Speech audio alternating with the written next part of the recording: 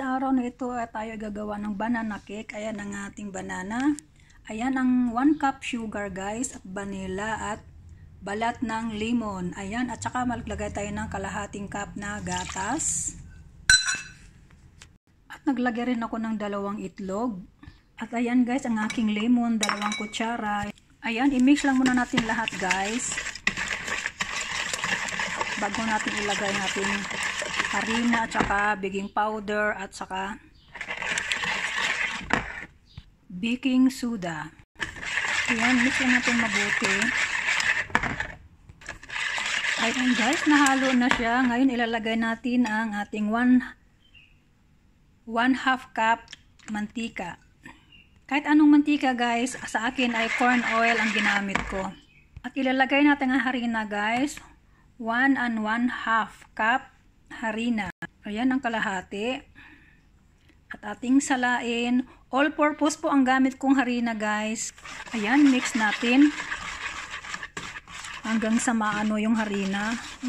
Pagsama-sama silang lahat. Mix muna natin guys ha. Ayan guys, halong-halo na siya. Ngayon atin namang dudurugin ang ating saging. Imamash lang natin guys ang ating saging ha. Ayan guys, durug na ang ating saging. Ngayon, ihahalo na natin siya rito.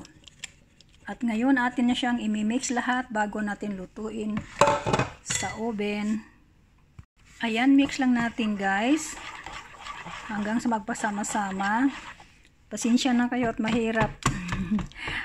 Isang kamay ko nakahawak sa cellphone. Ayan. At ngayon ay maglalagay na tayo ng ating baking powder. Isang milagang maliit. Kutsarita ba? Ayan. Tag-isang kutsaritang baking powder tsaka baking soda. Lang natin guys, bago natin lagay sa ating pan.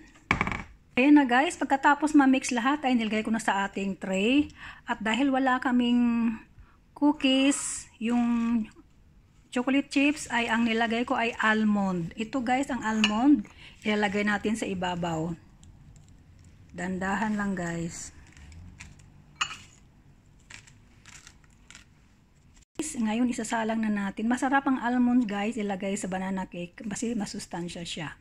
Ayan guys, 180 ng ating init ng ating puron. Ilalagay na natin siya. Lulutuin na natin siya sa 30 to 40 minutes. Depende sa oven guys.